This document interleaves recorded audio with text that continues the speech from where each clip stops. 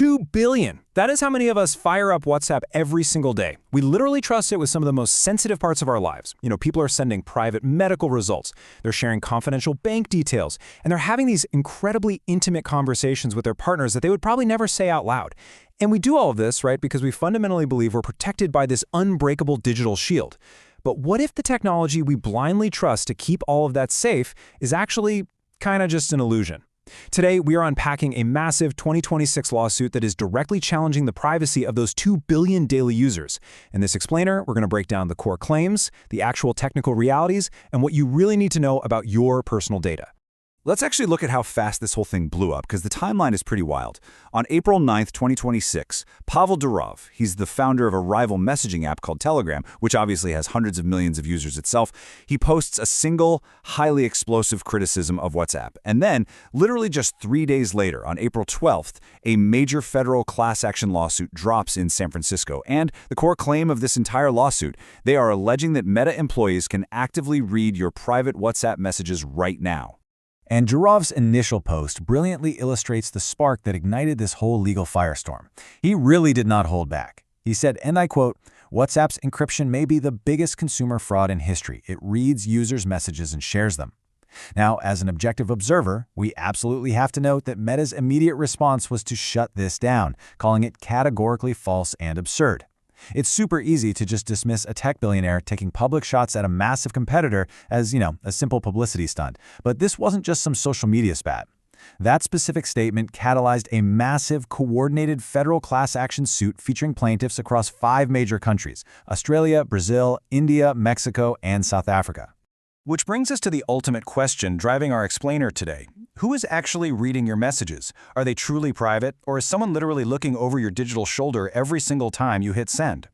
To really get a grip on what's at stake here, we need to pivot away from all the dramatic headlines and the billionaire rivalries. We need to focus entirely on unpacking the technical truth behind this massive lawsuit to answer this very question using just the facts.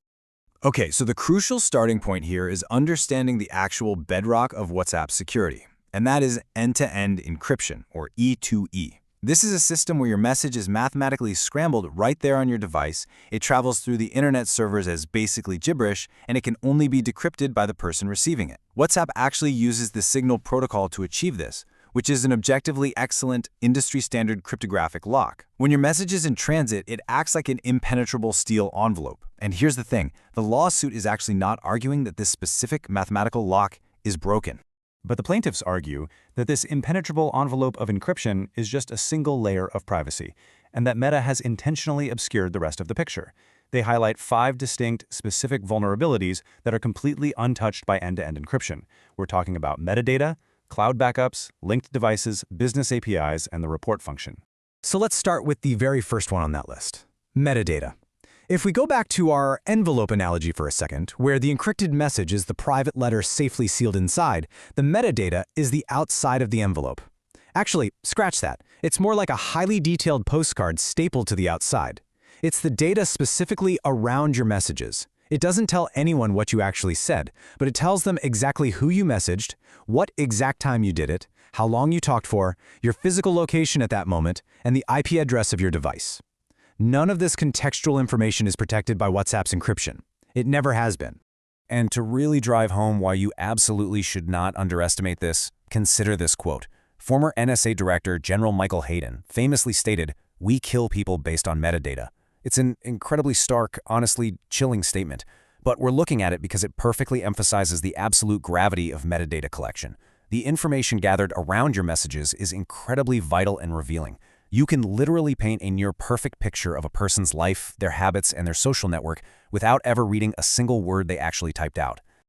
All right, moving on to vulnerability number 2, unencrypted cloud backups. When you set up WhatsApp, it very helpfully prompts you to back up your chat history, right? To iCloud if you're an iPhone user, or Google Drive if you're on Android.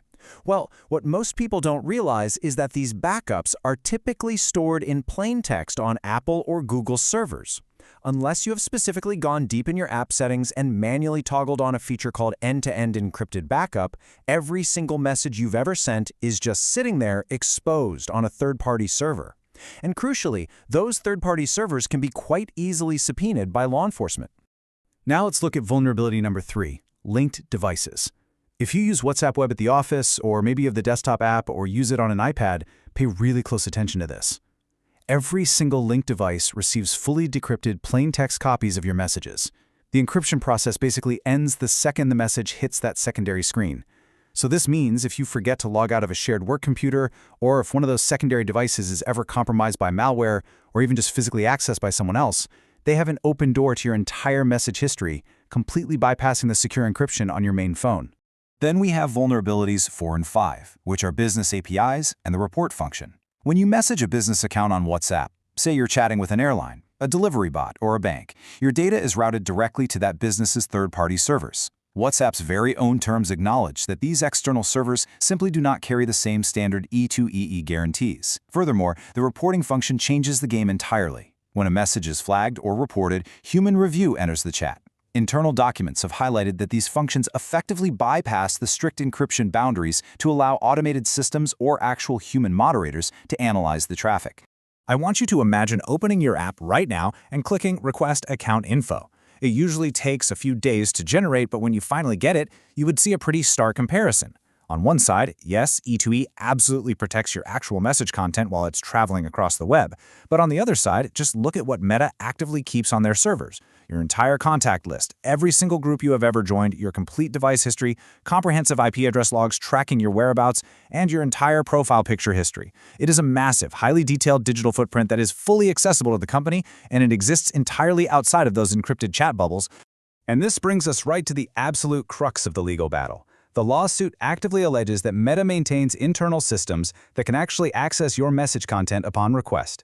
Now, we have to maintain absolute neutrality here. Meta firmly and categorically denies this allegation entirely, and as of right now, these claims are completely unproven in court.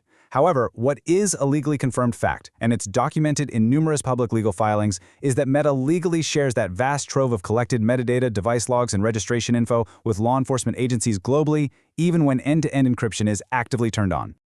I know, absorbing all of this can feel a bit overwhelming, to say the least. But let's shift gears from the problem to some actual, actionable solutions. Here are 4 crucial steps you can literally take today to grab back some control of your privacy. Number 1, go into your chat settings and enable E2E backups immediately. It'll generate a 64-digit T for you. Keep that safe. Number 2, go to your linked devices menu and boot out any old computers or tablets you don't recognize or use anymore.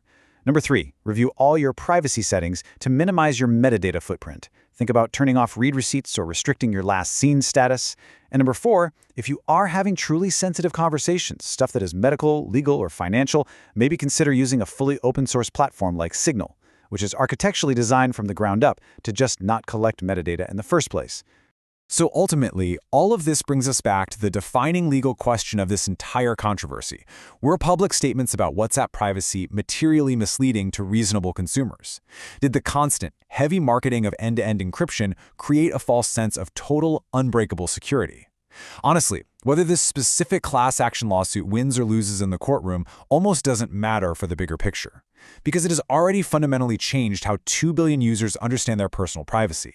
It has totally exposed the massive gap between a message being mathematically encrypted in transit and your data actually being kept private. Which leaves us with this final provocative thought to take away from this explainer today. Is encryption alone ever really enough to protect you? Moving forward, we really have to rethink how we approach our digital lives. Privacy, it turns out, it's not just some automatic setting you toggle on once and forget about. It is an ongoing, active series of informed decisions. What apps do you choose to use? Where are you backing up your most intimate data? And how well do you actually understand the tools you trust every single day? Keep asking yourself those questions and keep taking charge of your digital footprint. Thanks so much for exploring this with me today.